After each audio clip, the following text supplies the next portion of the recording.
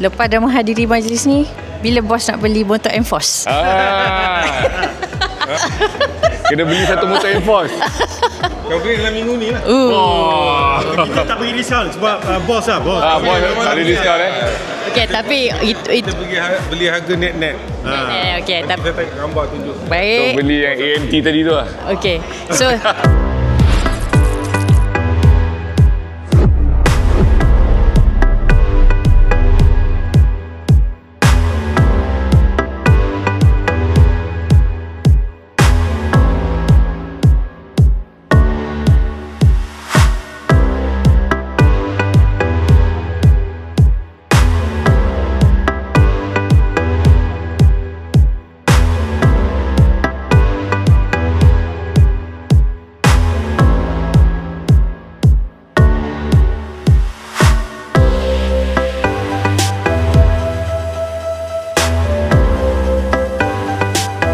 nak tanyalah overall dengan this collaboration, apa yang Cik Asri dan juga Encik Zamir harapkan?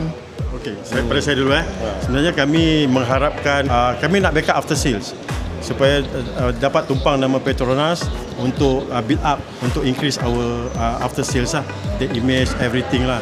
Mana yang kita tahu memang Petronas is a very good engine oil. So sekarang ni lagi satu, kita pun banyak model, kita banyak kategori, dan semua minyak yang ada kat Petronas sesuai untuk motosikal kita. Sebab tu kita kelebihan hari ni. One of the reason for the after sales. Cik Zamir? Kita dapat tengok Enforce punya kembangan dari segi growing the market and all that. They are different gamer altogether lah dalam this industry kan. And then what is interesting is that you name it, whatever bike, They have it. They have it.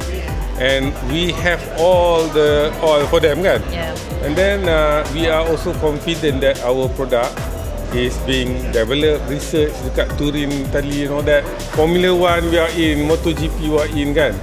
And we can surely add value to them in building the brand, building the after sales service.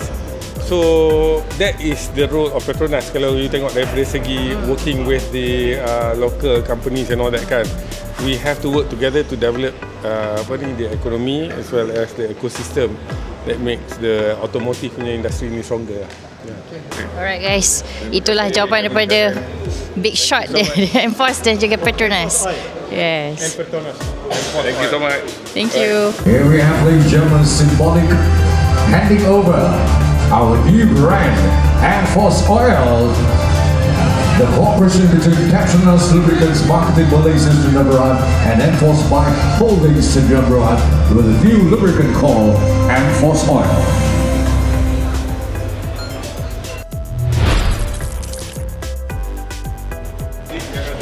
Bos, balik dulu Okay, selamat bro Selamat. Nanti kita ride sekali. Alright. Ya bos.